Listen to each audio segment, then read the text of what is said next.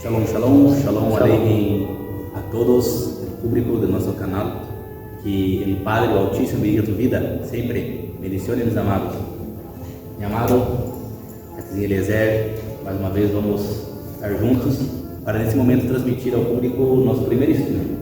E é um estudo muito importante, onde vamos falar da crise de identidade no mundo cristiano.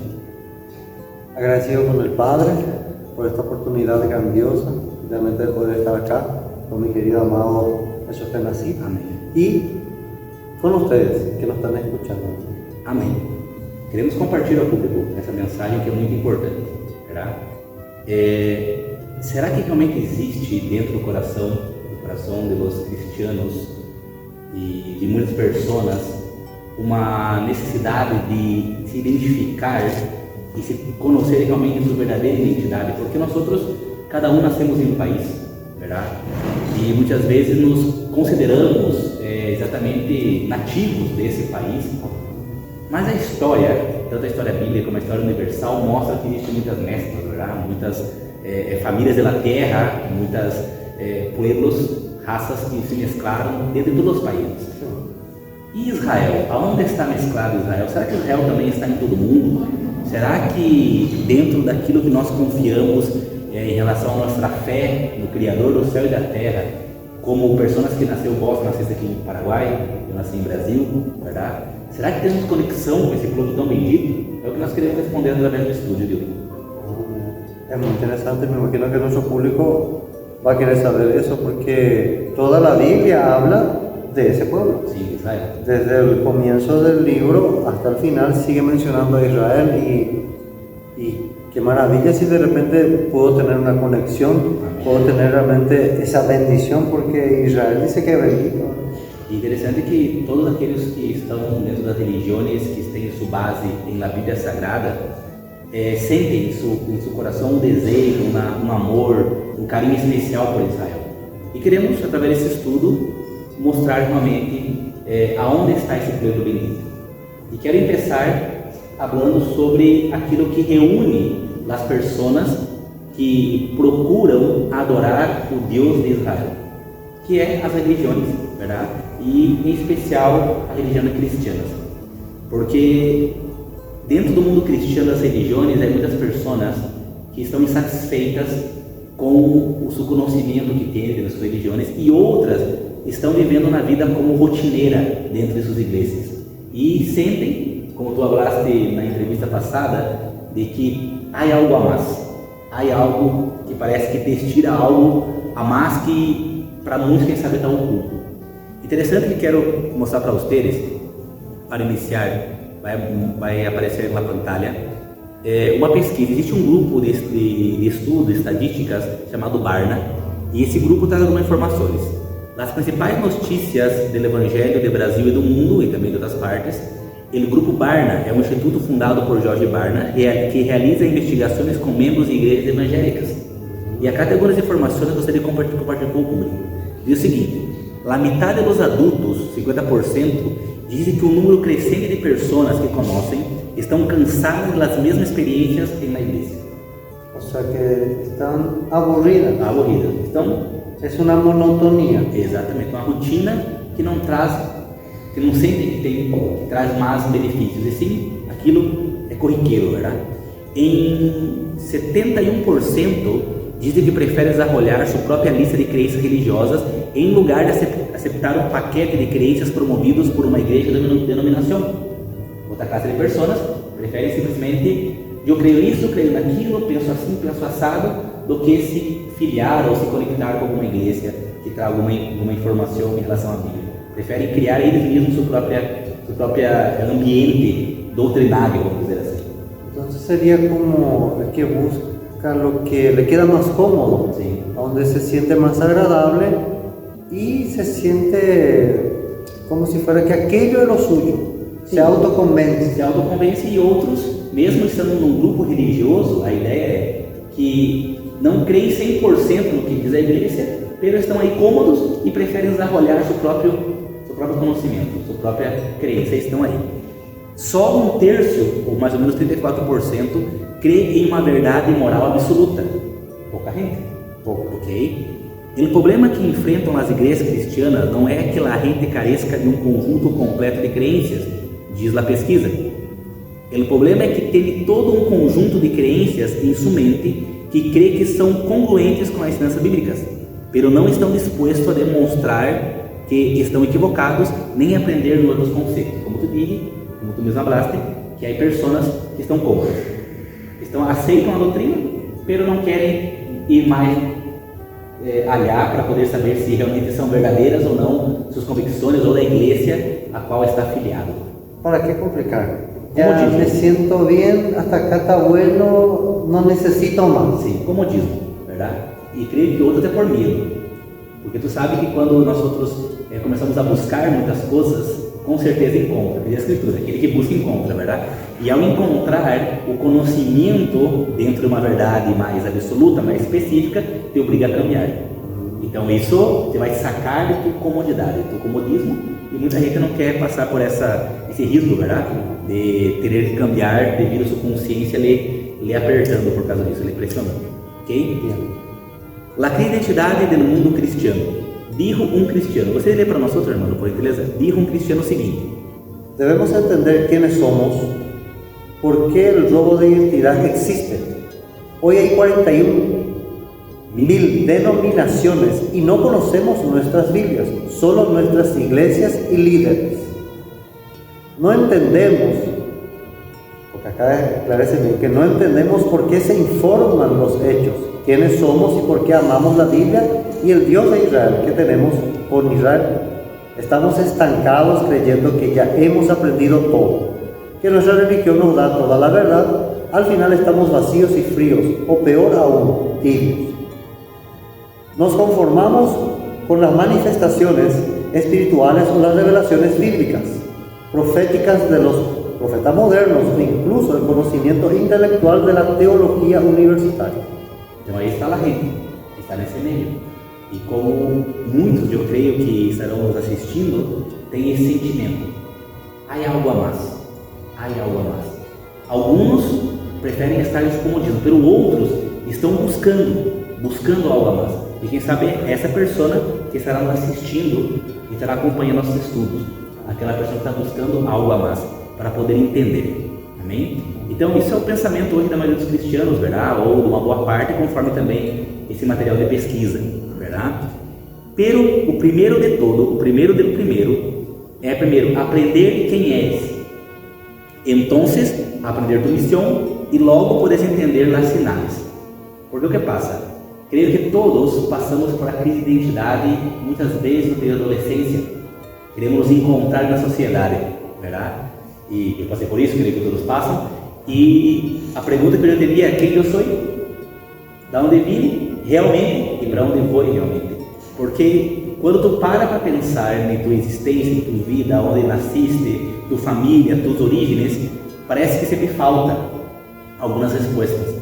E quando tu começa a procurar exatamente de onde vim, será que realmente eu apenas nasci em Brasil, que meus descendentes são de portugueses, aí uma mescla também com gente de África também, os nativos em Brasil, onde realmente, será que há algo a mais atrás disso, para trás? Adelante, verdade? O que será meu futuro, a minha descendência, verdade? O que me espera? A minha fé mostra algo lá na frente em relação ao que diz a Escritura, mas será que isso é concreto realmente ou apenas uma ilusão para acomodar e aliviar minha alma e calmar minha ansiedade de querer saber o futuro? Pero uma pergunta que mais me hizo pensar é: quem realmente eu sou? Por que estou nesse mundo? Qual é minha missão? Grandes perguntas. Grandes perguntas. E também exigem grandes respostas que sejam mais afirmativas para poder entender os sinais. Quais sinais? Os sinais que a vida nos dá, os sinais que o Criador nos oferece para nos levar ao objetivo final. E qual é o objetivo final? Todos são perguntas e respostas que vamos encontrar na Escritura Sagrada. Inclusive o salmista Davi diz que todos os dias estão escritos no livro, falando lá da Escritura Sagrada. E é interessante de que na Bíblia nós encontramos várias respostas. Pero eu pergunto: tu nasceu em Paraguai, será? As suas descendentes em Paraguai, de europeus, espanhóis, com os nativos também americanos, sul-americanos, verdade? Em Paraguai. A pergunta é, verdade? Por que vós, como tantos outros paraguaios, brasileiros e la gente de todo mundo, o que tem a ver com Israel? Por que tua família decidiu adorar o Deus de Israel? Por que outros deuses? Hay otros dioses, exactamente. E por quê? O que acontece com nós outros? Essa atração que nos conecta, ao que nos estira a Bíblia, a Israel, ao Deus de Israel. Essas perguntas queremos responder através desse estudo. Amén. Amém? Primeiramente, vamos começar a desglossar alguns pontos que é muito importante. As identidades na Bíblia. Ok? Na Bíblia, vai aparecer em sua pantalla, nós vamos ver que habla de semitas. Quem são os semitas? Los hebreus. Los judíos. Quem são os judíos? Quem são os gentiles? Quem são os israelitas? A Bíblia também habla de la casa de Israel e da casa de Judá. A Bíblia também habla de los paganos. Quem são os paganos? Que é realmente pagano dentro do pensamento bíblico e também das nações. Quem realmente são os cristianos? Então, essas identidades que a Bíblia nos aponta ou nos leva a conhecer é o que nós queremos responder através desse estudo e separar cada um dentro daquilo que realmente são. Semitas, quem são os semitas? Então vamos estudar sobre os semitas. Entonces cada una de esas personas, de ese grupo que vos mencionaste, tiene su lugar, Sim, su origen. sí. Y usted nos va a ayudar, vamos a ayudarle a la gente a poder identificar cada uno en su respectivo lugar, sim. E também sua sequência, verdade? Nós vamos ver também que semitas, hebreus, israelitas, judíos, etc., eles são como se fosse um segmento, verdade? E nós vamos ver que do início ao fim há conexão. E nós vamos entender aonde se conectam tudo isso. Amém? Okay. A primeira pergunta que era ser: quem crees que são o povo de Israel? Quem é o povo de Israel? É uma pergunta. Los judíos? Israel é los judíos. Ok? Ou Israel para vós é apenas um país no Meio Oriente que sempre está em guerra com os árabes.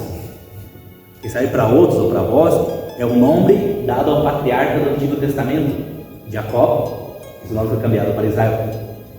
Ou para alguns religiosos cristianos, a igreja de hoje, a Israel espiritual. Ese es un término que yo escuché mucho cuando tuve la oportunidad de ir también en iglesias cristianas, ¿verdad? Evangélicas, que existe el Israel espiritual. Israel espiritual. Ese es un término que yo escuché mucho. Então, quem é Israel, verdade? Será que os cristianos são Israel? Então, tudo isso nós queremos desglossar. Também mitos comuns. Os mitos comuns são os seguintes: os cristianos reemplaçaram a Israel como o povo elegido de Elohim, de Deus, conhecido como teologia de reemplaço. Então, há alguns mitos, nós vamos começar a romper alguns mitos, verdade? Algumas ideias. Os cristianos, hoje em dia, seja o cristiano católico ou evangélico, reemplaçaram Israel, tomaram o lugar de Israel como o povo elegido de Deus. E há uma teologia que afirma isso. Nós vamos ver que essa teologia não nasceu na igreja evangélica, e sim na origem da igreja católica. Vamos ver isso, entende? Com os padres da igreja católica, ok? Com os padres da igreja conhecidos. Nós vamos ver alguns textos que afirmam isso, de que os cristianos reemplaçaram Israel. E hoje isso é muito mais afirmado por os evangélicos, realmente como tu falou. Tive a oportunidade de estar no meio evangélico e aí se escutou falar muito mais sobre isso. Nós outros somos Israel espiritual, teologia do reemplaço. Mas isso não surgiu na igreja evangélica, isso surgiu na igreja católica. Nós vamos ver isso. Os judeus eram um povo elegido no Antigo Testamento, ok? Porque dentro do judaísmo existe esse pensamento: nós outros somos Israel, não há outro Israel. Entende? Então, os judeus, por exemplo, eles falam que aos pés do Monte Sinaí estava o povo judeu. E os textos religiosos, de rabinos, etc., mesmo as traduções da Bíblia, em vez de colocar povo de Israel, quando era para ser povo de Israel, era o povo judeu. Ou seja, eles nomás. Será que realmente isso é verdade? Outro mito: o Israel da Bíblia só está formado por judeu. É um pensamento também da casa de Judá, principalmente, de alguns também, que não consideram que o cristiano seja Israel, pero que os únicos israelitas que existem hoje são os judeus, não existem outros. ¿Eso es así o no? Nós vamos responder isso no estudo.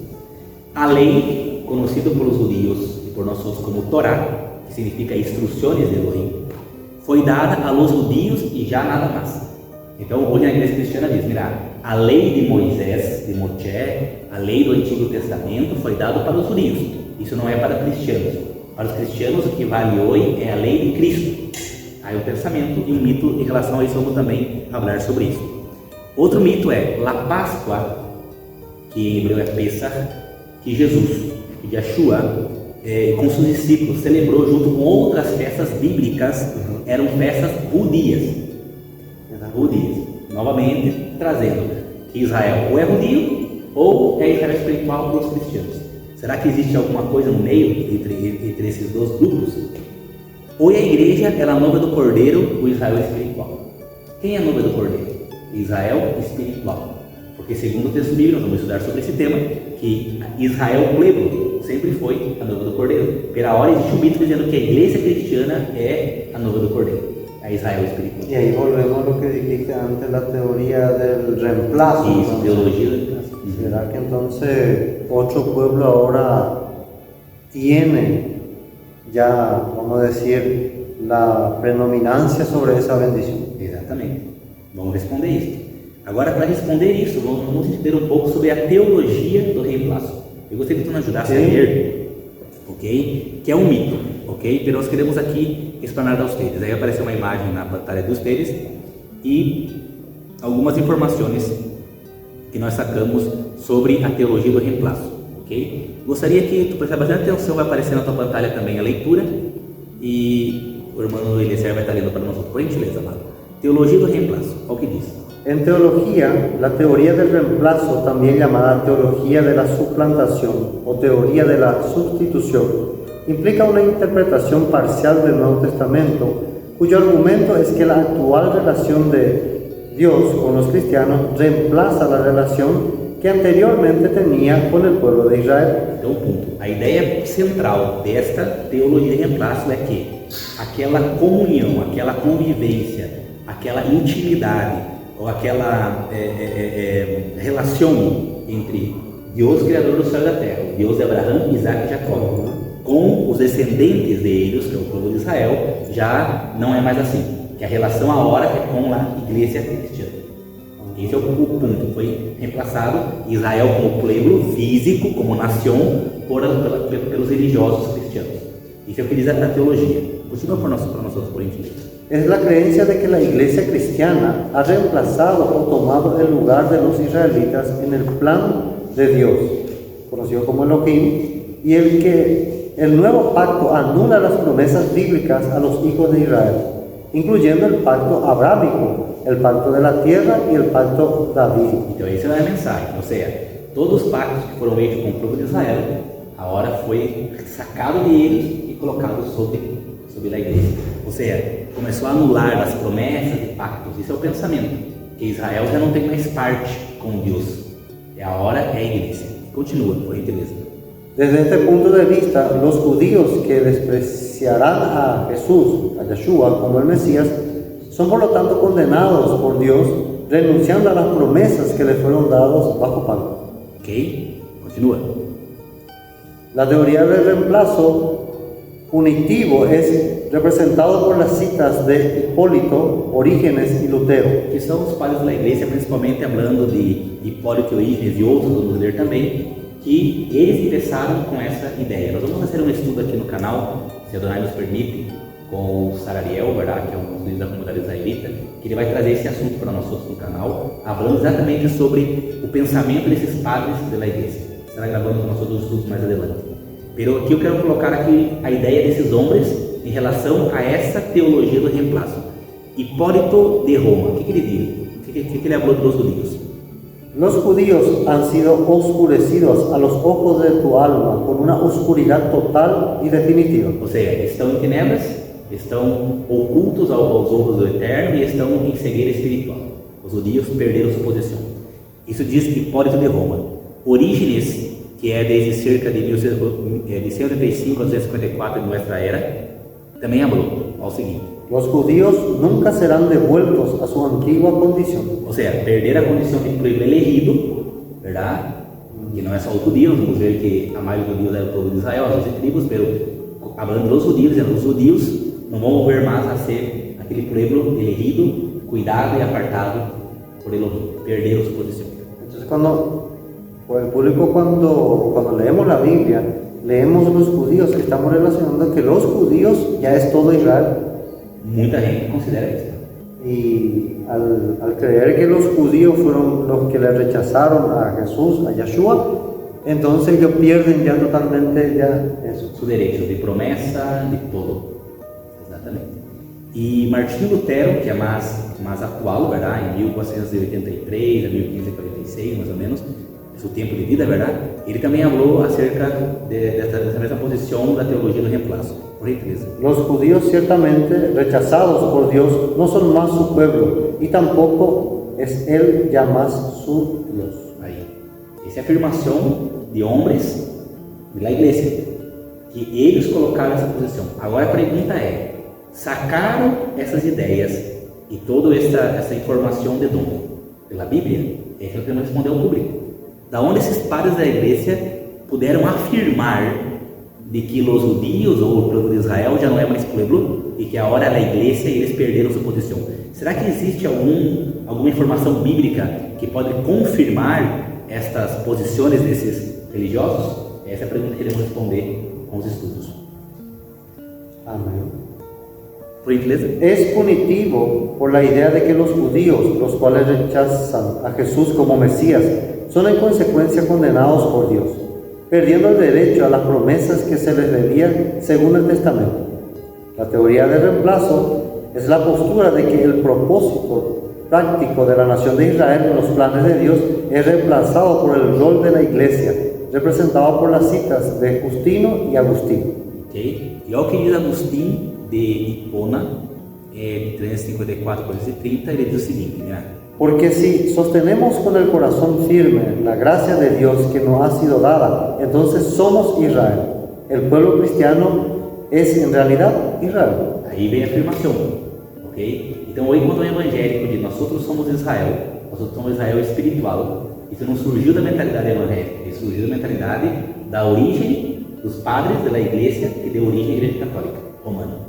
Estos personajes que estamos mencionando, sí, ¿son líderes religiosos de la iglesia católica? Na verdade são os padres da igreja, conhecidos como padres da igreja. São homens que se desconectaram-se de lá. Nós vamos estudar sobre isso muito assim pontual, e tu não pode perder esse estudo. E se não me equivoco, o título do estudo é La Iglesia Primitiva, alguma coisa assim. O título do estudo vamos estudar aqui no canal.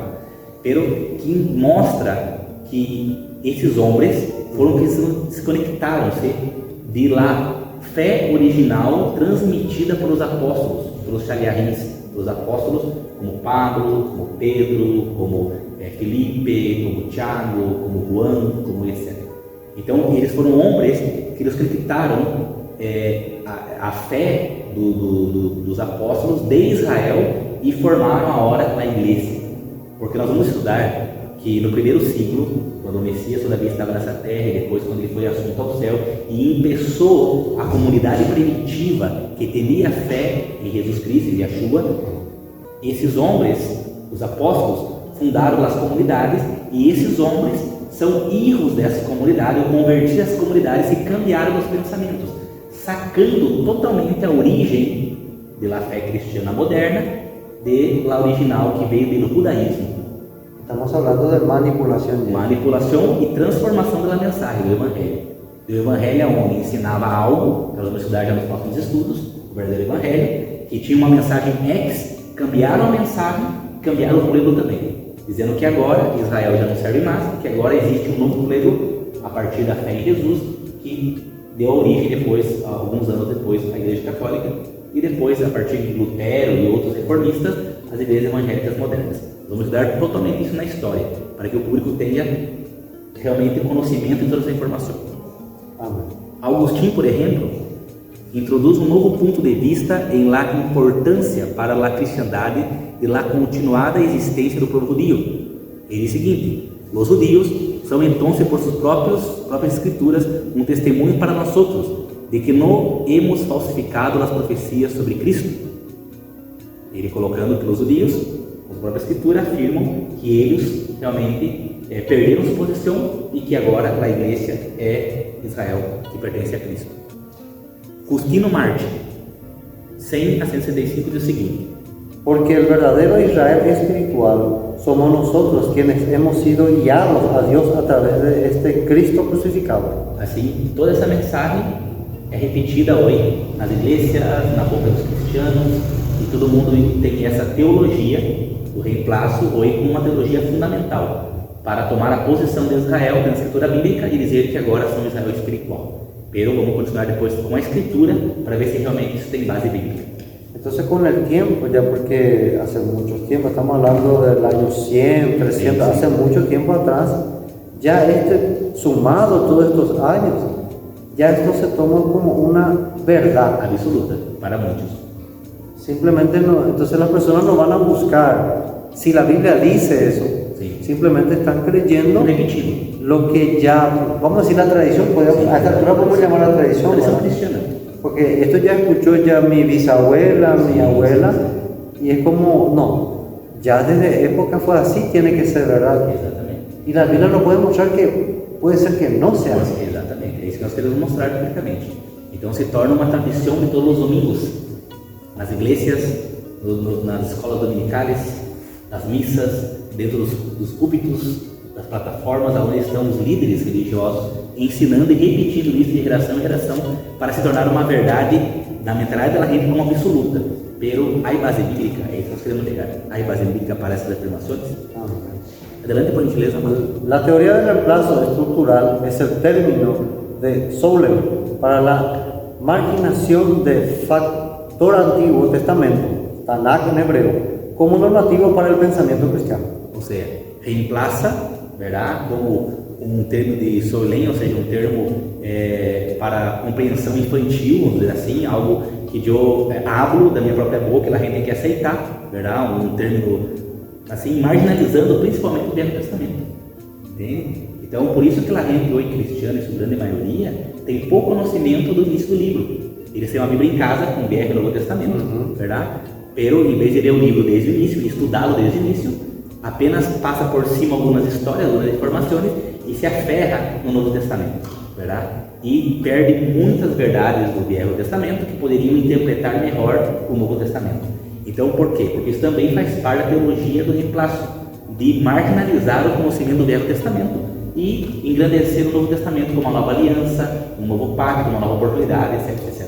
Claro, para afirmar também essa mesma informação de que o Israel do Antigo Testamento foi rechaçado pelo Criador e agora o novo Israel espiritual, a partir de Jesus Cristo, é realmente o povo elegido e não há como o Israel antigo ter essa posição novamente, a não ser se deixa de ser judeu ou deixa de ser israelita e se torna evangélico ou, em alguns casos, para muitos também como católicos, etc. Porque hoje eles são realmente o povo de Deus, segundo a afirmação, basado todo nessa teologia do reemplaço. Então, você pode ver que a teologia do reemplaço acaba sendo a espina dorsal da fé cristiana moderna, entende? Aonde coloca o povo cristiano como o povo da Bíblia, como a gente da Bíblia, e que Israel agora perde essa posição e todas as promessas dos pactos se perdem.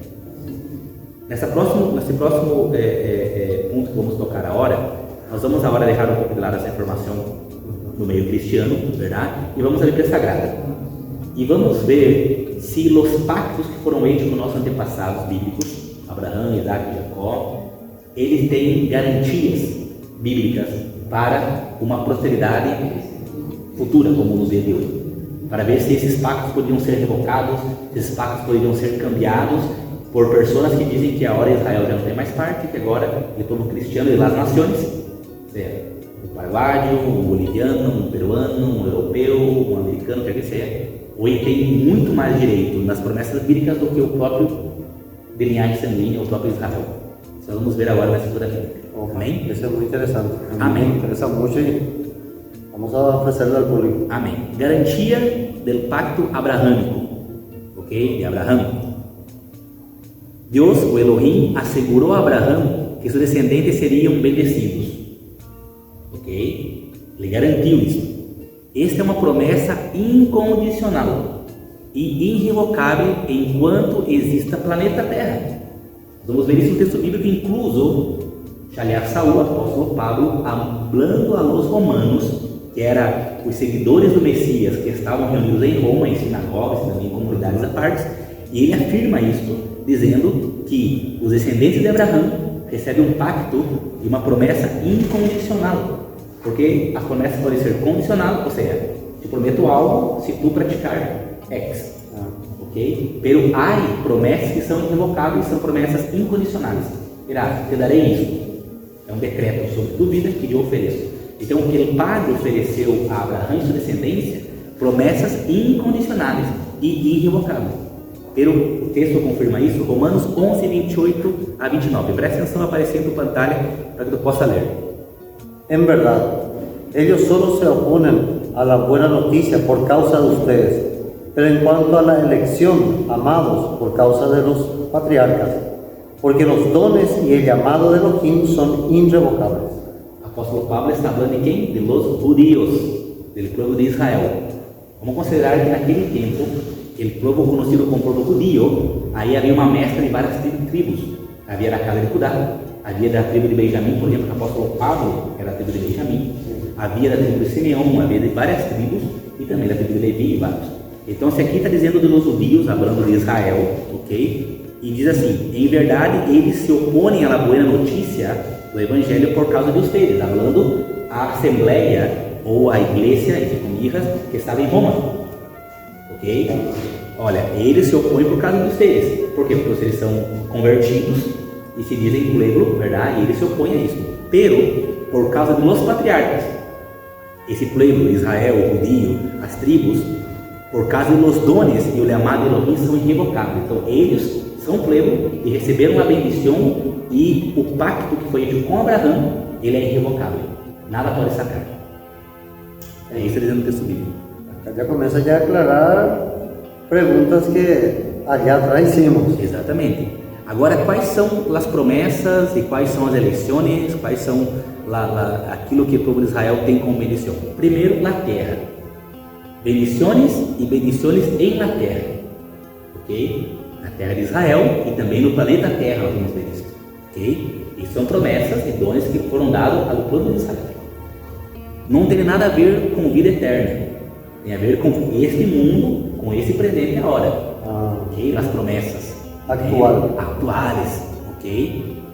De los dois reinos em los que se dividiu a Israel, só o Judá pode rastrear fisicamente sua linhagem até Abraão. Então, eram 12 tribos, ok? Dessas 12 tribos, apenas a casa de Judá, com Benjamim e com Levi, que estão juntos, hoje em dia, se pode rastrear sua linhagem até Abraão. Então, como os dones dados e as promessas de Abraão, eles estão sobre o povo de Judá, judeus até hoje, e também os descendentes das tribos que estão junto com eles, ou aqueles que são descendentes e não sabem. Porque esse primeiro mito que diz que o povo de Israel, o povo judío, nós podemos refutar como? O povo de Israel foi considerado povo quando? Quando estavam abaixo do Monte Sinaí e receberam a Constituição, a lei. E aí formaram-se a nação de Israel, com as 12 tribos, com seus representantes, com um juiz sobre eles. Nesse momento era Moisés. Aí nasce como pueblo, como nação, aí empieza, ok? Pergunto, quantas tribos estavam ao pé do Monte Sinaí? Só a tribo de Judá? Alguns levitas e Benjamim? Ou estavam as 12 tribos? Sim, nós sabemos pelo texto bíblico que estavam as 12 tribos de Israel, ok? Então o primeiro mito nós já quebramos, que os judeus não eram que estavam aos pés do Monte Sinaí, eles também estavam. Pero havia outras tribos que também estavam aí recebendo as promessas, recebendo as orientações do Todo-Poderoso. E todos eles descendentes de Abraão, Isaac e Jacó. Entonces, para ser pueblo de Israel, no solo los judíos forman el pueblo de Israel, ellos son parte del pueblo de Israel, pero hay otras 11 tribus más que estando todas juntas, ahí recién se forma el pueblo o es el pueblo de Israel. Entonces en el monte Sinaí, la traducción es que dice estaba el pueblo judío, no es exactamente eso. Debería ser estaban las 12 tribus. Exatamente. Pero esse é um mito, verdade? Que Israel é só o povo judío, e não é verdade. A origem da palavra judío já começa por aí. A Wikipedia diz assim: depois da separação do reino unido de Israel e Judá, o nome de Judí, ou judíos, se usou para o reino do sul de Judá, ou o reino de Judá e do judío. Então, mira, quando que o nome judío ou Judá foi usado com mais força dentro da história do povo de Israel?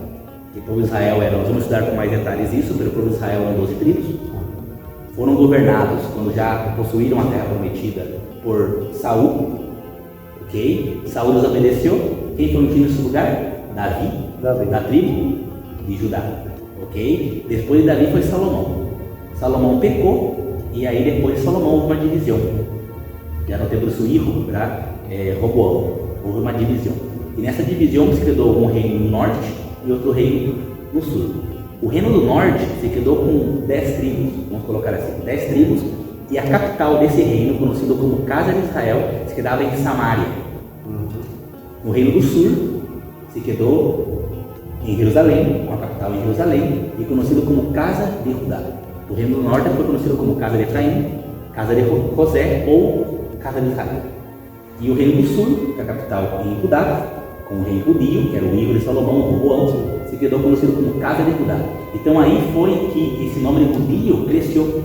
Pero em Judá, nessa divisão do reino, havia a tribo de Judá, a tribo de Benjamim, que se quedou com eles, e parte também de muitos levitas se quedaram aí também, porque o templo estava em Jerusalém e os levitas trabalhavam no templo. Havia alguns levitas também no lado do norte, mas a maioria estava no lado de Judá.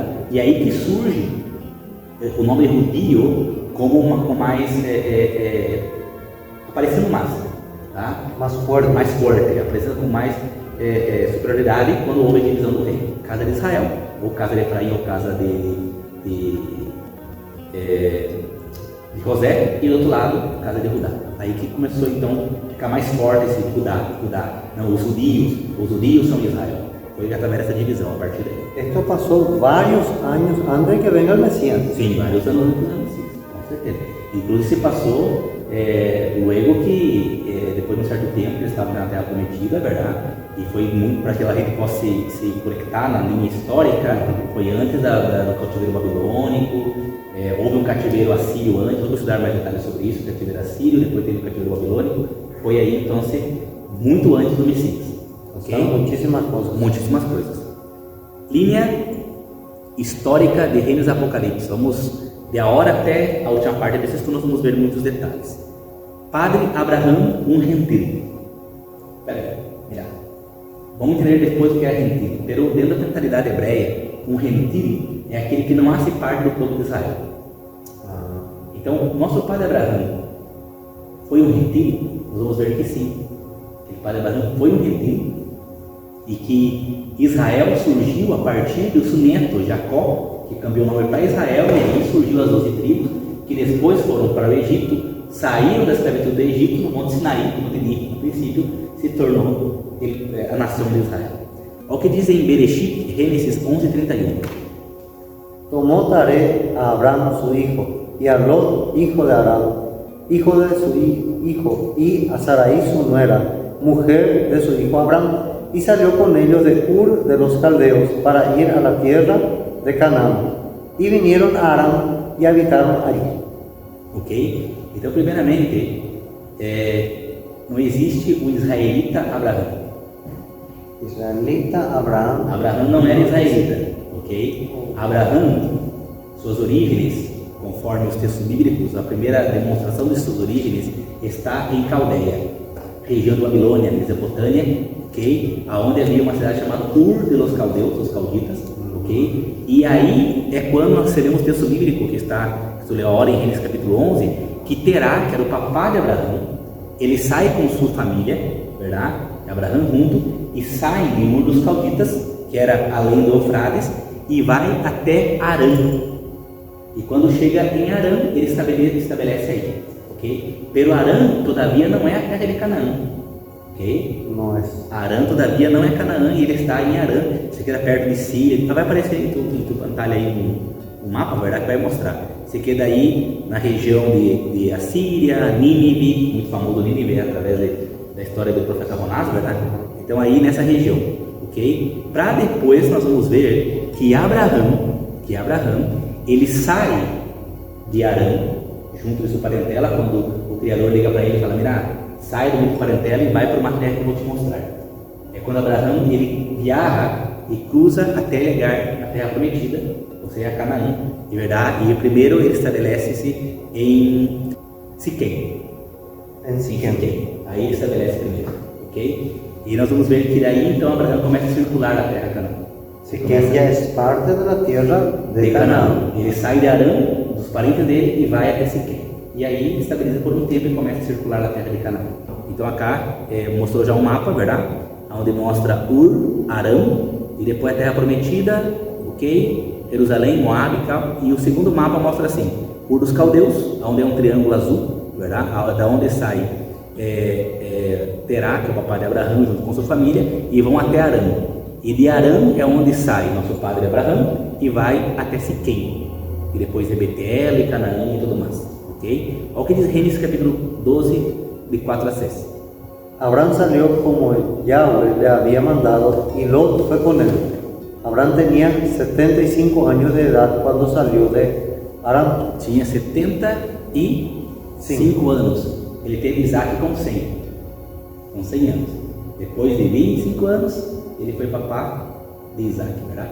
O hijo da promesa. El detalle importante, estamos hablando de que 25 años después llega la promesa. Llega la promesa. O sea, no fue así, le habló y la semana que viene ya. Por isso que Abraão é considerado o pai pela fé. Porque quem tem fé espera, verdade? E ele esperou até cumprir a promessa. E continua o texto. Y se dirigieron a la tierra de Canaán. Cuando llegaron a la tierra de Canaán, Abraham atravesó la tierra hasta el sitio de Shequem, en la encima del Moret. Los cananitas estaban entonces en la tierra. Aqui mostra então essa imagem que nós mostramos no pantalha desse mapa, verdade? Que então de Harã ele sai e vai até Siquém, verdade? E aí ele cruza, né? Ele cruza a terra porque Harã é nas extremidades da terra de Canaã, então ele cruza a terra e vai até Siquém, verdade? E aí estabiliza por um tempo, verdade? E aí diz que ele atravessou a terra, verdade? Ele atravessou a terra. A palavra atravessou nós vamos ver em hebreu, que tem muito a ver com o título que Abraão recebeu, ok? Nós vamos começar agora a determinar os termos, ok? Como Shemita, como hebreu, como israelita, judeu, esses termos, o que significa isso, tá? Em Gênesis 14:3 diz o seguinte: Entonces vino uno que había escapado y le dijo a Abraham, el hebreo. Acá é o primeiro momento na Bíblia Sagrada que aparece o nome hebreu, ok? Quando, aqui nesse texto, no contexto dessa informação de Gênesis 14:13, habla quando Ló foi atacado, na verdade foi levado cautivo, a história bíblica, e então um que escapou dessa tomada, verdade, de Ló, porque Ló se separou de Abraão, verdade? A história de Deus conta assim, e então Ló foi atacado e levado cautivo, e um que fugiu de aí, vindo então até trazer notícia a Abraão. Recordamos que Abraão todavia não era Abraão, era Abrão. Seu nome depois foi cambiado, verdade? E diz aqui, Abrão, ele hebreu. Então eu quero focar o seguinte, mirar, da onde vem hebreu? A palavra hebreu. Vai aparecer em tu pantalha, Gênesis 2, verso 6, que diz assim: E passou Abraão por aquela terra, até o lugar de Siquém. A palavra passou, que seria também cruzou, tá? Ou atravessou, é a palavra em hebreu Abar. E Abar, dentro do dicionário Strong, tu vai encontrar com o código 5674. E a palavra Abar tem significado. Se tu mirar em tua pantalha, eu coloquei aqui para que tu veja, também em Gênesis 14:12, quando diz: Vino uno de los que escaparam e lo anunciou a Abrão, ele hebreu. A palavra hebreu, que é hebri em hebreu, usa as mesmas letras que a palavra Abar, A única diferença é que no final, você pode mirar, você vai mirar na tua pantalha aí, mirar as letras, ok? A última letra é a palavra hebreu, em hebreu, Ebit, tem uma letra no final, e essa letra é Yud, letra Yud. A única coisa que diferencia, pero a origem da palavra hebreu vem de Abar, ok? Então, hebreu ou hebri significava aquele que cruzou, aquele que atravessou, aquele que passou de um lado a outro. Pero essa palavra tem mais significado, por isso que é tão importante tu ler a Bíblia e estudar também as palavras no original, tá? Porque isso vai te trazer muita clareza, ok? Porque nós escutamos assim, o povo hebreu. Quem é o povo hebreu? Verdade? O primeiro hebreu quem foi? Abraão. Ele foi o primeiro a assumir e receber esse título, e as demais pessoas, porque ele era um homem que cruzava. Ele cruzou de Ur a Arã, de Arã a Siquém, e Siquém ele cruzou toda a terra de Canaã, ok? Então ele recebeu o sentido, aquele que cruza, aquele que atravessa, verdade? E a palavra Abar é o que dá origem à palavra hebreu, e Abrar significa alhar, outra parte, ou na região através, o lado oposto, ou que saiu de um lado a outro. A palavra Ibri, também da concordância Strong, tem 5680, vai aparecer na pantalha, também tem o significado de patronímico de Eber ou Eber, que nós vamos entender que é isso, que significa de mais allá, ou que vindo de mais allá. A palavra hebreia de Eber, que significa cruze, ao outro lado, e também era o nome de um dos filhos de Shem, que era um dos filhos de Noé, ok? Eber e Ibri está aí no Strong 5677, que é o nome de um descendente de Shem, de Noé, antepassado de Abraão. E também em 5680 diz persona de mais allá, Eber, de la região mais allá do rio Eufrates, o que cruza.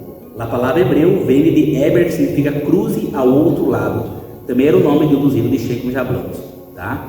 E aí eu coloquei para que tu veja na tua pantalha uma sequência, da onde aparece a palavra Eber, que traz origem à palavra Hebri, que é hebreu, que foi o título de Abraão. Então aí tem uma sequência que vai mostrar Noar, que é Noé, Arca de Noé, ok?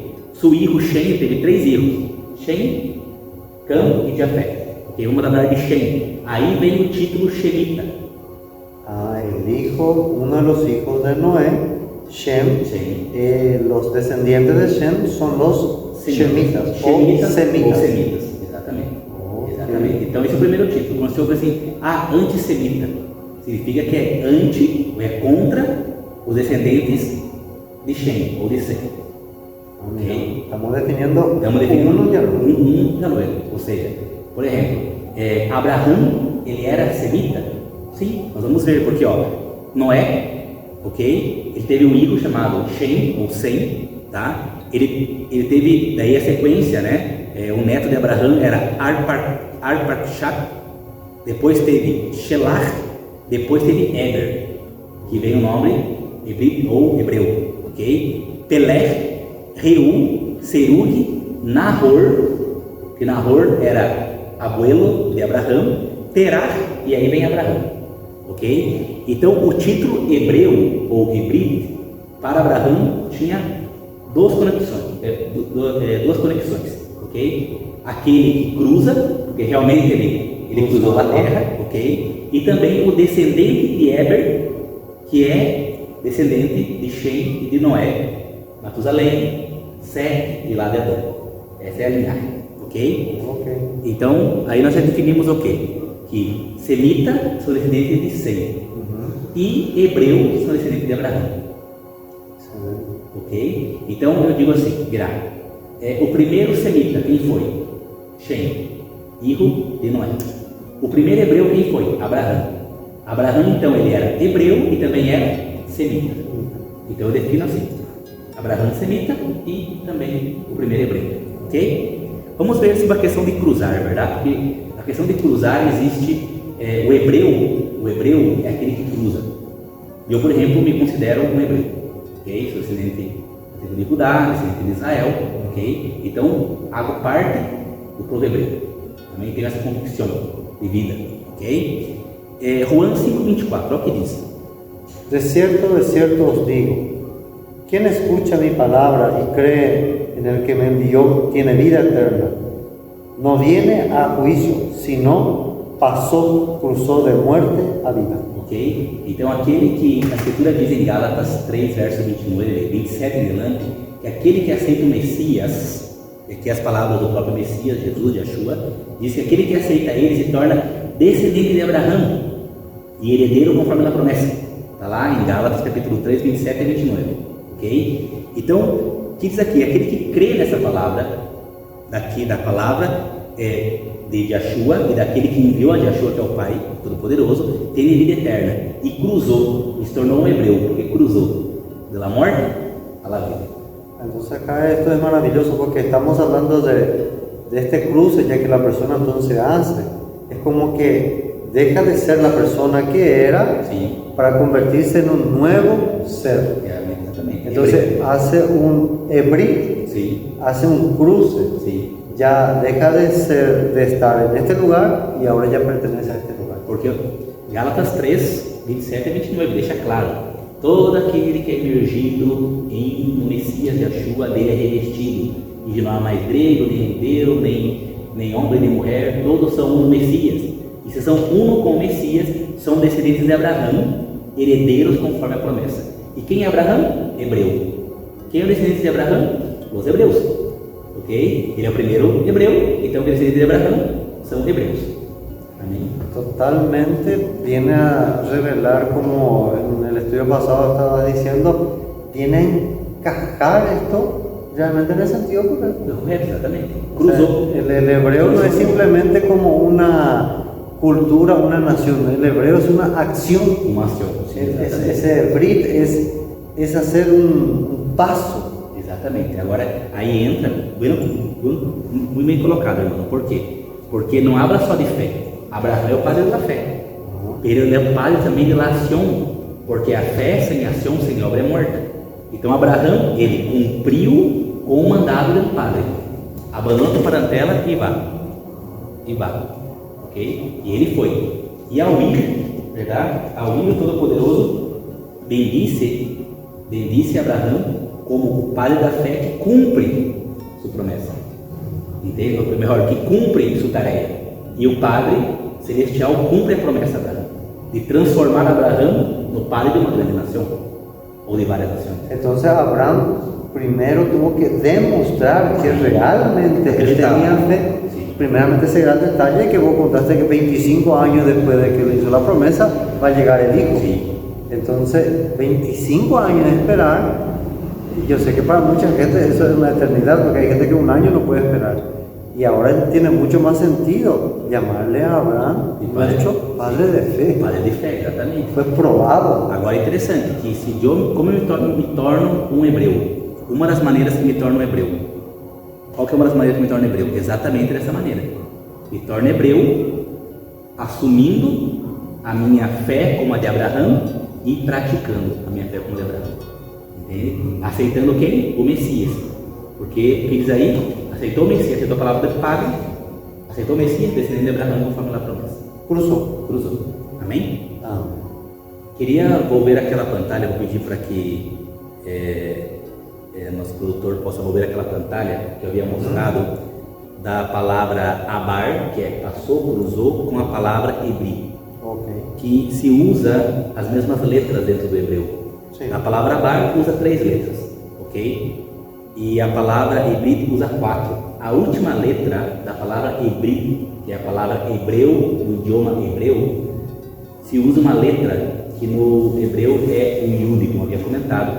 E esse yud, em hebreu criptográfico, que mais adelante nós queremos ensinar ao público, que é o hebreu mais antigo, aonde esses caracteres modernos, como esse que está atrás de vós nesse quadro, verdade?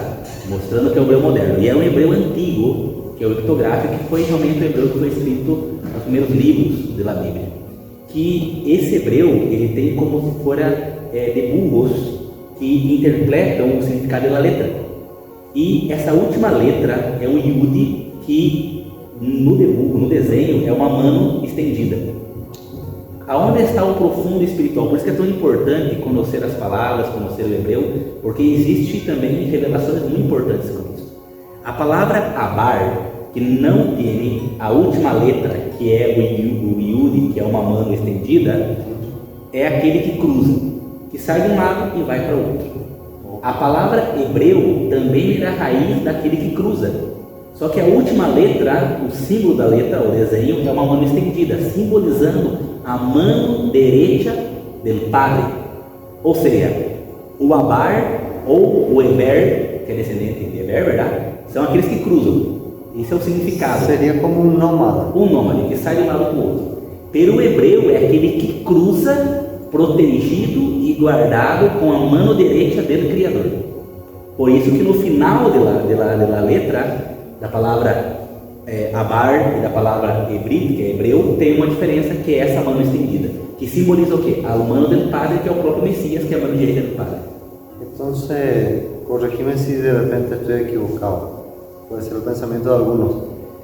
El abar es cruzar de un lugar a otro, como si fuera literalmente. Sí. Ahora el hebrit, entonces, al tener ese significado de esa letra, es un cruce de cambio de vida. Também, exatamente.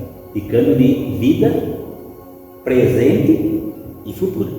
Por quê? Porque é guiada pela mano direita do Padre, que é o próprio Messias. Entonces es un cruce integral, no es que vas a cruzar solo tu cuerpo o de un país a otro, sino que vas a cruzar tu mente, tu costumbre, toda tu vida va a haber un cruce. Por isso que interessante que, como nós falei agora há pouco no texto de Gálatas capítulo 3, verso 27, que diz: todo aquele que é imergido no Messias, dele é revestido, e não é mais judeu nem grego e tal, então se torna um hebreu descendente de Abraão, como está no verso 29.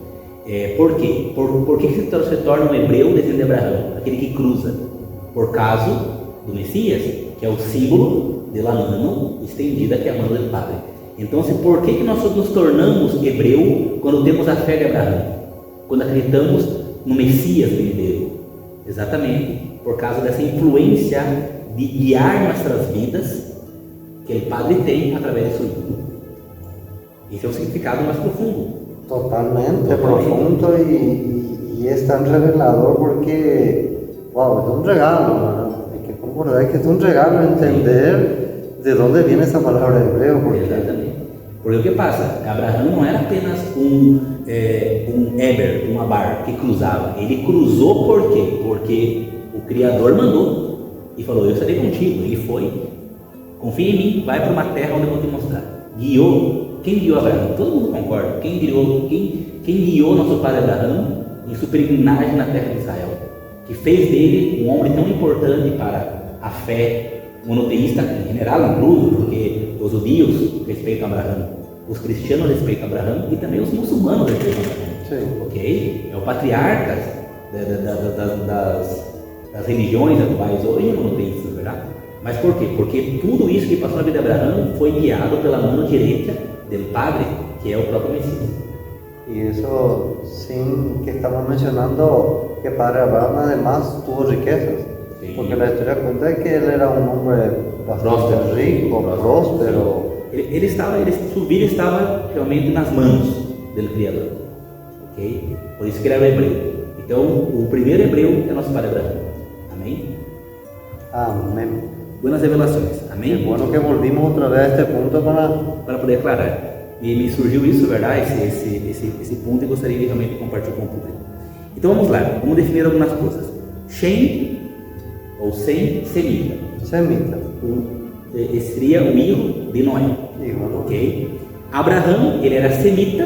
Sim. E foi o primeiro hebreu.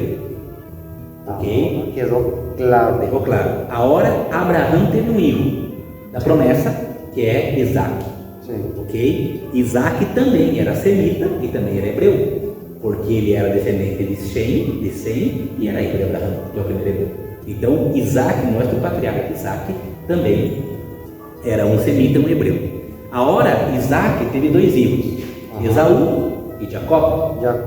Jacó foi cambiar o seu nome para Israel. Todo mundo, todo mundo sabe. Jacó cambiou o nome para Israel. Então, Jacó, agora sendo Israel, verdade? Ele também é semita, ele também é hebreu, porque ele é neto de Abraão, verdade? O primeiro hebreu, E ele também é o primeiro israelita. Ahora aparece el término Israel. Israel, exatamente. Agora aparece Israel. Quem que é Israel? Os descendentes de Jacó, que seu nome foi cambiado para Israel. Tá? Entonces Isaac, Abraham no son israelitas. Sim, exatamente. E nem Shem. Porque o primeiro israelita foi Jacó, que seu nome foi cambiado para Israel. Ok? Então fica claro que o primeiro israelita é nosso patriarca Jacó. Ok? Tá claro? Grande diferença. Sim, grande diferença. Agora, o que passou? Jacó teve quantos filhos? 12. E uma ilha, será? 12 hijos, varones, tá? Esses 12 hijos são os patriarcas das 12 tribos de Israel. Ok? São os patriarcas das 12 tribos de Israel. Ok? Então, esses patriarcas das 12 tribos de Israel, eles são o quê? Semitas, porque são descendentes de Shem. Eles são hebreus, porque são descendentes de Abraão. Eles são israelitas, porque são descendentes de Jacó e Israel. Ok? E é daí que vem o primeiro judeu, que seria os descendentes, ou Judá, que é o filho de Jacó. Então vamos lá. Um dos 12. Um dos 12, exatamente. Okay. Então, Judá é filho de Jacó e Israel. Ele é o primeiro judeu. E Judá, ele é semita, ele é hebreu israelita, e seus descendentes são os judeus. Então, quem é os judeus? Literalmente, são os descendentes da tribo de Judá. Agora, o termo judeu atual hoje tem muito mais a ver com a religião do judaísmo, aquele que pratica a religião, do que aquele que realmente é descendente da tribo de Judá. Então, o termo judeu hoje é usado muito mais para os religiosos que seguem a religião chamada judaísmo. O sea, no es solamente que se trata ahora de la tribu nomás de Judá, sino que ahora también se refiere a una religión. Exatamente. Então, tu é um judeu? Então, normalmente o termo judeu é colocado para um praticante da religião do judaísmo. Pode ser realmente um judeu da tribo de Judá, pode ser um judeu de descendente de qualquer tribo, ou pode ser um estrangeiro que se converteu à religião do judaísmo. Então, o judeu é um termo mais mais aberto, verdade? E é considerado os religiosos, verdade? É como dizer então cristiano. Sim. Porque le cree a Cristo ya es cristiano, independientemente si es paraguayo, argentino o uruguayo, cree en Cristo, es cristiano. E se tu pertence à religião do judaísmo, tu é chamado de judeu, ok? Esse é um termo atual, verdade? Assim, atual, não digo só atual, pelo que já vem desde os fundamentos do início da religião do judaísmo, ok? Aqui nós já colocamos semita, hebreu, israelita e judeu, ok? Agora, Canaã, verdade? Canaã, os descendentes de Israel nasceram em Canaã, ok? Então, Canaã, o que é Canaã? Canaã é o nome da terra que foi dado aos descendentes de Shem, ok? Pero Canaã é neto de Cush, ok? Neto de Cã, que era filho de Noé, ok?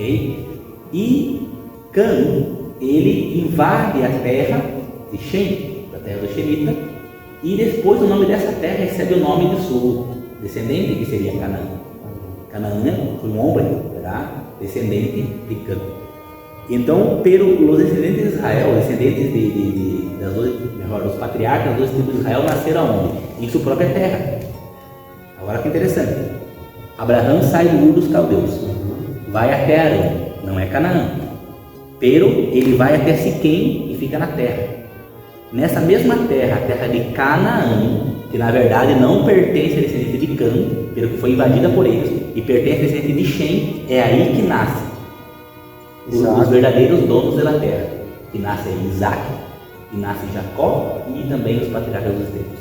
O sea que el Eterno hizo que Abraham salga de donde él estaba, porque ese no es la tierra original de él, y le llevó en la tierra que sí él pertenece, que es Siquém, que pertenece a Canaán.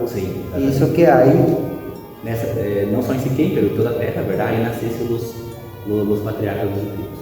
Ou seja, existe uma conexão muito forte com Israel y el surgimiento del pueblo de Israel con la tierra de Canaán.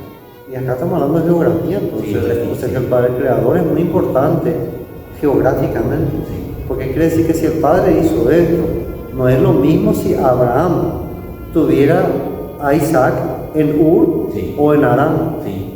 El Creador tiene un propósito en hacer, llevarle en su propia tierra, en Canaán, y hacer que de ahí venga La nación. la nación.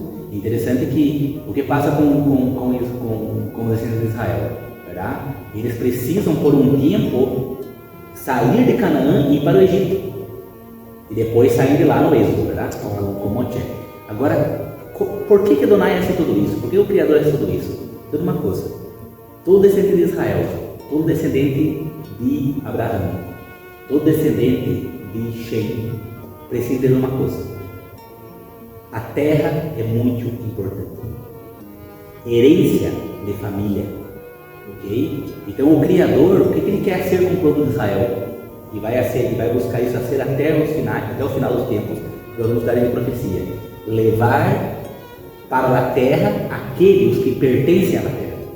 Ou seja, a descendência de Israel que nasceram em várias nações do mundo. O objetivo do Criador é levar novamente eles à terra prometida. Prometida por quê? Porque pertence a eles. Entenda uma coisa, Abraão foi estrangeiro na terra de Canaã. Sim, mas essa terra pertencia a ele. Mas por que ele era estrangeiro? Porque essa terra foi sacada da descendência dele, de Shem, e colocada para Cã, da descendência de Cã. Então Adonai manda Abraão circular a terra e caminhar por ela para se tornar dono da terra 2 vezes. Ok? Porque ele já essa terra pertence a ele e a sua descendência e seus antepassados.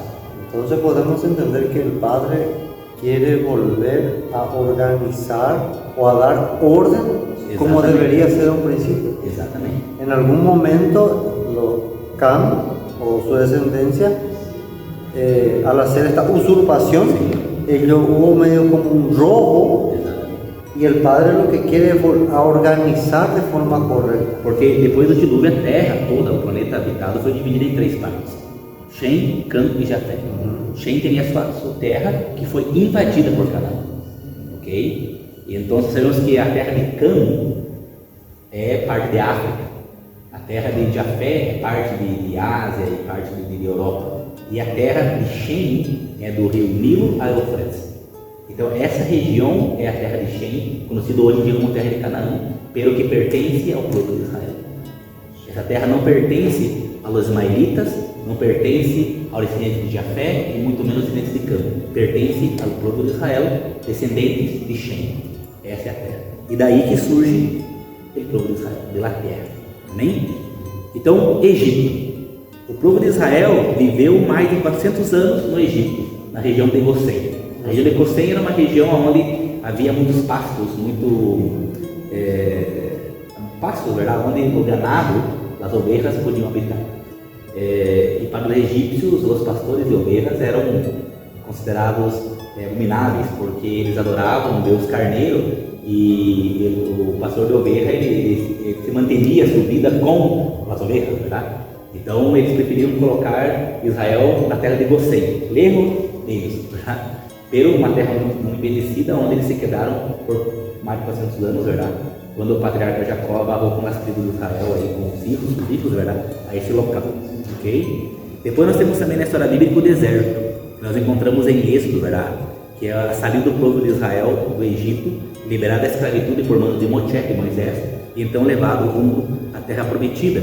E então no Monte Sinaí, seguindo essa linha histórica, surge, como nós falamos no princípio, a nação de Israel e recebe a Constituição, que é a Torá, que é a lei. Então não existe pueblo sem Constituição, entende? Não existe nação sem uma lei. Então no Monte Sinaí é quando o povo de Israel se torna nação, se torna pueblo. Amém? La Constitución del pueblo de Israel es La Torá. La ley. Y eso es lo que decías en el estudio pasado, de que un pueblo con constitución tiene una orden, una dirección. Y la Torah, entonces, es la constitución del pueblo de Israel. Exatamente. Canaã, terra prometida de la bendición. E a herência a la descendência, desde o rio Nilo até o Eufrates, pertence a los hijos de Israel. E as 12 tribos, tem aparecendo na pantalla de vocês, queria ler para nós outros, para que o público possa, que eles, a maioria conhece, mas para que possa ter atenção. El número 1 está Rubén, Sim, 2 Simeón, Sí. 3 Leví, sim, 4 Zebulón, Sí. 5 Isaacar, 6 Dan, 7 Gad, 8 Neftalí, 9 es Benjamín, 10 es Aser, 11 es Judá y 12 José. amém. Aí está colocado as 12 tribos, ok? E sabemos que o primeiro a nascer foi também de Rubem, ele é o primogênito. A bendição do nascimento foi partida em dos: monarquia, preeminência e bendição sacerdotal. Então nós sabemos que no povo de Israel havia a cultura do hijo primogênito, a primogenitura, que era uma bendição especial que recebia o primeiro hijo, varão da família. Esse hijo recebia uma bendição, e esta bendição era que dava a ele a autoridade, tanto de governo, de organizar a família, como também da espiritualidade da família, ok? E a monarquia, que era quem dominava como principal, como governante, como rei, verdade? Foi dividida. Nós sabemos que pela história de que Rubem, ele perde essa bendição por ter profanado o leite de seu padre e tal, e toda a história por meio. Então ele perde o direito, e então isso é passado a Judá. Judá também não foi 100%, houve seus erros, e essa bendição foi dividida em dois. Judá se quedou com a preeminência, com o governo, tá? Com a monarquia, e a bendição sacerdotal se quedou para Levi, que recebe o sacerdócio. Então, nós entendemos assim, que o patriarcado, quando se trata de primogênito, significa o quê? Ter autoridade governamental, direito de governar a família ou o pueblo, e a espiritualidade também, os dois juntos. Pero no caso, que é tudo para Rubem. Como Rubem não pôde receber, porque pecou, verdade, como seu padre, então foi dividido em dois. Judá se quedou com a monarquia, com o governo, com o reinado, e Levi se quedou com a questão espiritual, sacerdotal da família. Ok, entonces hay dos reinos. El padre lo que quiere en realidad son dos pedazos para que pueda haber orden. Exatamente. Uno, estamos hablando de la tierra de un pueblo. Sí. Monarquía significa alguien que va a gobernar Sí. el pueblo, y ese pueblo tiene un lugar específico en la tierra. Y el otro sería lo que le va a llevar al lado espiritual, o sea, la conexión del cielo con la tierra. Exatamente. Pero aí é uma coisa interessante que se passa, Dona Eliezer, porque essa primogenitura também, ela acaba havendo uma divisão em dobre material. Olha que interessante. Por quê? Porque Judá se queda com a monarquia, se queda como primogênito para governar, e Levi com a parte espiritual, de toda a situação sacerdotal. Pero por outro lado surge José, o filho preferido de Jacó, que antes de morir, Jacó hace uma bendição sobre Manassés e Efraim, pero bendiz com a primogenitura também a Efraim. Olha que interessante. Então, essa primogenitura que deveria estar sobre Judá, recebe também Efraim. Olha o que diz. A bendição continua, Efraim e Manassés. Gênesis 48:19, é o que diz. Pero su padre, negándose, dijo: lo sé, hijo mío, lo sé. Él también será un pueblo, y él también crecerá, pero su hermano menor lo superará, y su descendencia será multitud de naciones. Ou seja, Jacó, antes de morir, Israel, antes de morir, já tinha passado a bendição a Judá, sacerdote para Levi, e agora, quando diante dele está seus netos, filho de José, Manassés e Efraim. Manassés, sendo o primeiro para receber uma bendição por primogênito, ele não bendice a Manassés com a primogenitura e divide novamente a primogenitura sobre Judá, sobre o menor, que é Efraim. E interessante que o nome Efraim significa aquele frutífero, aquele que multiplica muito rápido, que é frutífero. E olha que interessante. Aí tem a pantalla vai mostrar um gráfico, verdade? Que vai mostrar uma sequência para que tu possa entender. Abraão teve uma primeira esposa, ou melhor, teve Sara como esposa e teve uma concubina. A história tu conhece, que Sara estava muito ansiosa em relação de dar um filho a Abraão, não teve aquela paciência de esperar e então colocou a Abraão uma possibilidade de ter um filho com sua escrava, Agar, que era uma egípcia. Agar deu à luz a Ismael, ok? Ismael mais ou menos tinha 14 anos quando nasceu Isaac, mais ou menos, ok? Pelo Ismael, ele é o padre das nações árabes, conhecidos como os muçulmanos, que praticam a religião do Islã. Atualmente, exatamente. Os ismaelitas são os muçulmanos. Sim. E os árabes. E os árabes, ok? Parte deles. Eu vou explicar que tem uma outra parte também. Abraão teve Sara como esposa e Sara deu à luz ao filho da promessa, que é Isaac, ok? Isaac teve 2 filhos. Teve Esaú, primogênito, e Jacó. Quem recebeu a primogenitura? O menor, Jacó, ok? Esaú é o pai dos Edonitas. Esaú tinha um tio chamado Edom. Esaú, conforme aquilo que tem na tradição e na história bíblica também, ele é um homem que tinha muito pelo, tinha muito peludo, verdade? Tinha muito corpo, e ele era torriço. Lo que llamamos acá como pelirrojo. Isso, mais ou menos. E também tem com bastante pelo também. Os pelos eram bem predominantes. E Esaú era chamado de Edom, que a palavra Edom vem de rojo. Rojo. Ok? Também vem da palavra Adão. Adão também vem da mesma raiz, que é rojo. Por quê? Porque Adamá é terra, uma das palavras para terra em hebreu. Terra, matéria, terra, povo da terra. Ok? E se crê que Adão foi ele de terra roja.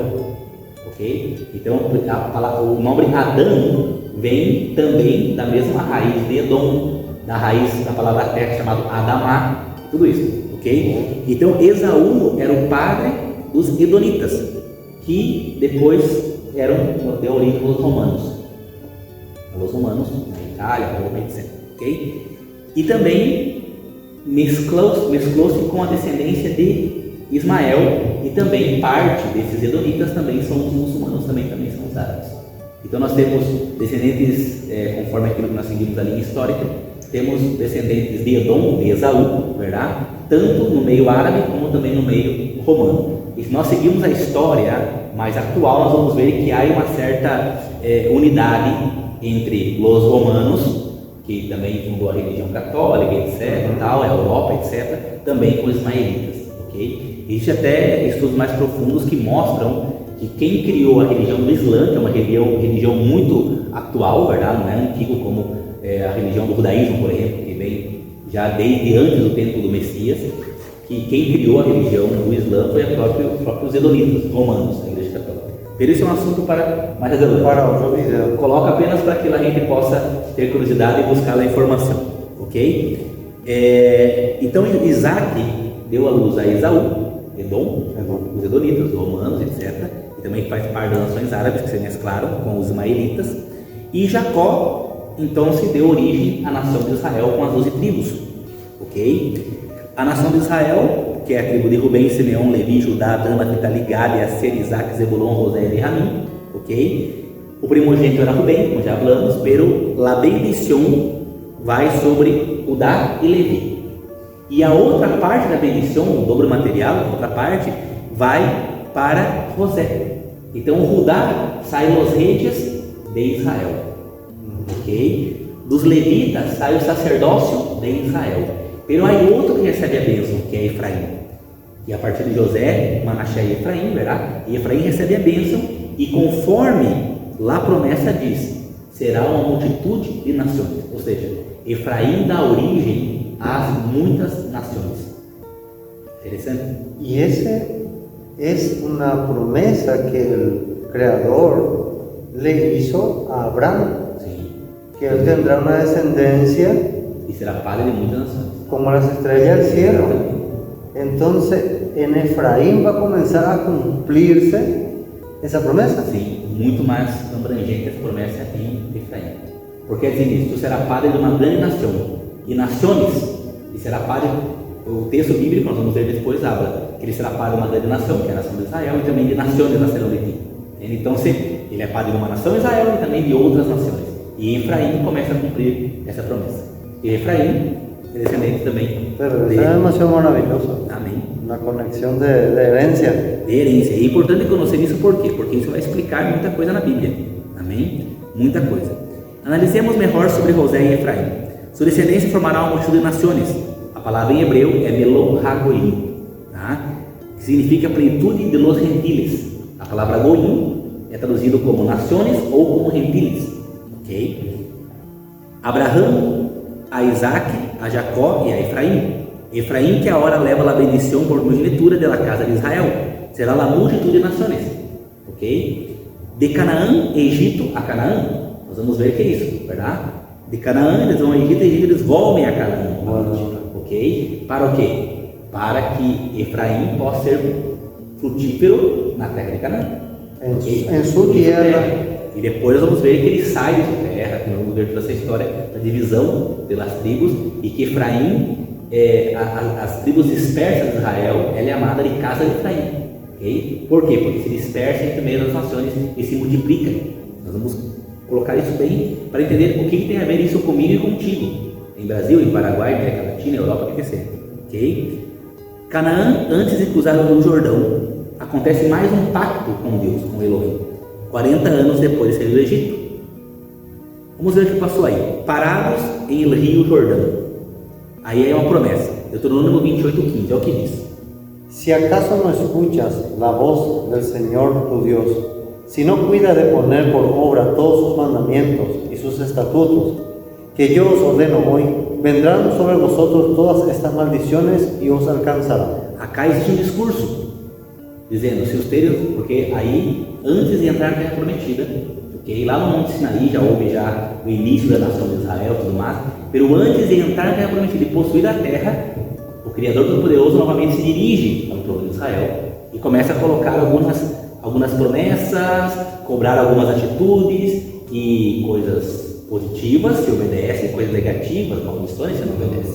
E aqui diz, se não cuidares de poner em obra o que eu abro aos teres, vendrão todas essas maldições. Então há uma lista, entrando 28, de maldições que viria sobre o povo de Israel.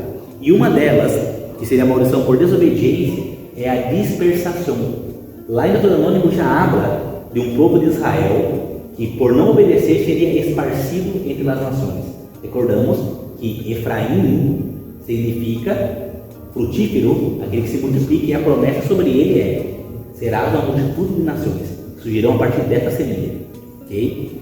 Ao que diz Deuteronômio 28:64. Entonces Yahweh te esparcirá entre todos los pueblos, en un extremo de la faz de la tierra al otro, y allí servirá a dioses extraños, que ni tú ni tus padres conocieron, hechos de madeira y piedra. Amém. A desobediência leva à dispersação. Então o povo de Israel é disperso por não cumprir e cumprir com os mandamentos do Padre. Então havia um acordo, em parte, um convênio entre o Criador, Elohim e Israel. E Israel não cumpre, então será disperso. Ok? E o discurso diz o seguinte, Devarim, Deuteronômio 29:1. Estas son las palabras del pacto que el Señor mandó a Moisés que hiciera con los hijos de Israel en la tierra de Moab, además del pacto que había hecho con ellos en Horeb. Ou seja, um pacto que ele hace antes do povo cruzar o Rio Jordão e entrar na terra prometida. E o discurso continua, verso 14, 29, 14 e 15. No estoy firmando este pacto, y este pacto bajo juramento con vosotros solamente, que están presentes en este momento, solemne en la presencia del Señor nuestro Dios, pero también con todos aquellos que no están aquí hoy. Esse pacto era tão abrangente que não era só o povo que estava ali escutando, naquele momento antes de cruzar o Jordão e entrar na terra prometida. Mas sim, o pacto já seria, esse discurso, toda essa informação seria para aqueles que estavam ali com eles naquele momento, mas também para as gerações futuras. E isso alcança nós outros até hoje, ok? Então, porque ele fala, também não é só com os deles, mas também com aqueles que não estão aqui hoje. Interessante quem são eles? Essas são as promessas, esses são os livros do pacto, todos os livros de Israel, quem inclui? Todos esses. O próprio texto responde, Deuteronômio 29, 10 e 11. Hoy habéis estado todos vosotros delante de Yahweh, vuestro Elohim, los jefes de vuestras tribus, los ancianos y los oficiales, y todos los demás varones que moran en Israel, junto con sus hijos y sus mujeres, incluidos los extranjeros que viven en sus campamentos, cortando leña y acarreando agua para su suministro. Aí diz, os estrangeiros que são considerados como hijos de Israel quando estão bajo pacto, quando estão no meio do povo de Israel. Qualquer que se une aos israelitas está bajo a esses convênios, esses pactos, essas alianças, e bajo as mesmas bendições e as mesmas maldições. Então, nós vemos o texto que havia o que? Não só descendentes sanguíneos, mas havia gente que estava junto com o povo de Israel. Nós lemos o texto bíblico que diz que quando Israel saiu do Egito, saiu com ele uma gente mista, um povo misto, ou seja, saiu egípcio, saiu pessoas das outras nações e seguiram com Israel. Então Israel no deserto e no Monte Sinaí, nesse momento, não era só o povo descendente de Israel, descendente de Abraão e de Jacó, mas havia pessoas que haviam entrado em convênio com Elohim de Israel, que estava caminhando junto com o povo. E essas promessas e essas bendições e maldições alcançariam também essa gente. Entonces esos egipcios, vamos a llamarle egipcios sabios o inteligentes, Sí. ¿verdad? Porque tomaron una buena decisión. Uma boa decisão. Ellos también, sin tener sangre de Abraham, al aceptar al único creador de cielo y tierra, Sí. se vuelve totalmente un israelí. Exatamente. Porque entrou em pacto junto com o povo. Mira, nós queremos continuar com esse tema, tá? Que é muito importante. E nós vamos entrar agora no conceito que eu quero que o irmão que nos assiste, que a pessoa que nos assiste, seja cristiano, seja judío e tal, que tenha uma coisa em consideração. A promessa que o Padre Todo-Poderoso hizo com o nosso patriarca Abraão de memória foi que ele seria padre de uma grande nação e muitas nações, e que sua descendência seria como a estrela do céu e como a arena na orilla do mar, ok? Isso falou Abraão, Isaac e Jacó. E a pergunta é, aonde estão esses descendentes hoje? Se é uma promessa que não é condicional no caso de Abraão, e se é uma promessa que se cumpriria, porque era um decreto da parte de Adonai. E aonde estão esses descendentes? Porque nós vamos contar, vamos colocar aquele mito que Israel é só os judeus, ok? Então há judeus em Paraguai, em Assunção, em Angola, etc., em todos os países do mundo, verdade? E aí também muitos judeus na terra de Israel. Pero eles não cobrem ou não completam essa descendência tão grande como as estrelas do céu, que lá não completa. Então, aonde está os descendentes de Abraão? Aí nós entramos na questão de Efraim, que também a promessa sobre Efraim seria: ele será uma multitude de nações, ok? Que seria uma multitude de descendentes de Efraim, ok? Que teria o sangue de quê? De Abraão, de Isaac e de Jacó, ok? Que ia ser parte também das 12 tribos de Israel. Então a pergunta é, que nós queremos terminar com essa pergunta para nós outros e também para o público: quem sois vós? Por que teneis tanto interesse nas questões bíblicas? Por que amaste do povo de Israel? Por que tu se interessa, vamos colocar assim de grosso modo, em adorar ou servir a um Deus que não é o Deus de tu país, que é o Deus de um país arreno chamado Israel? Por quê? Por que teneis vós esse amor por Israel? Por que teneis vós algo que te estira esse povo? Será que a resposta não seria que em tuas venas, como em minhas venas, como em tuas venas, irmão, não circula o sangue, o gene de nosso pai Abraão? Amém? Porque racionalmente pensar que acá, nos confins do mundo, que é Paraguai, verdade? Essa região toda, verdade? Que é considerado sim para o centro do início do mundo, entre comillas, que seria África, seria a questão de Israel, que seria Paraguai, América Latina, esse lugar que nós estamos acá, seria o confim da terra, o último da terra. Não era conhecido. Sim. E por que a gente acá em Paraguai, na América Latina, Peru, Bolívia, Argentina, Brasil, que é lá a gente se interessa por Israel, pelo Deus de Israel, por a escritura sagrada que vem de Israel? Será que a promessa hecha a Abraão, nosso padre, de que a descendência seria como a estrela do céu e uma multitude de nações, será que não entra eu e vós? Será que nós outros, e vós que me assiste, que está acompanhando com nós outros, será que tu também não tem o sangue de Abraão em tuas venas? Haga essa pergunta em teu ser interior e principalmente em oração ao Padre Kadosh, ao Padre Santo. Porque é fuerte. Fuerte, sim. Porque tem que ser cumprida a promessa. Se eu creio na Bíblia, num Deus impossível, como habla os irmãos cristianos, verdade? Que cumpre suas promessas, um Deus fiel, um Deus de amor, um Deus, né, de retitude. Ele fez uma promessa a Abraão. E quem sabe essa promessa se cumpre em tu e em minha vida. Em tua vida e em minha vida. Então é importante que tenhamos isso em consideração. E nós vamos continuar a segunda parte desse estudo. Amém? E na segunda parte nós vamos falar sobre a hora, vamos dar uma pausa nessa questão da descendência e tudo mais. E vamos falar um pouco sobre o povo de Israel, para ver aonde se encaixa na profecia bíblica, na história do povo de Israel como nação, barro o governo do reinado de Saul, Davi e Salomão, também a promessa de Abraão e confirmada sobre Efraim, verdade? E a partir da onde sai também os prováveis descendentes de Israel no mundo.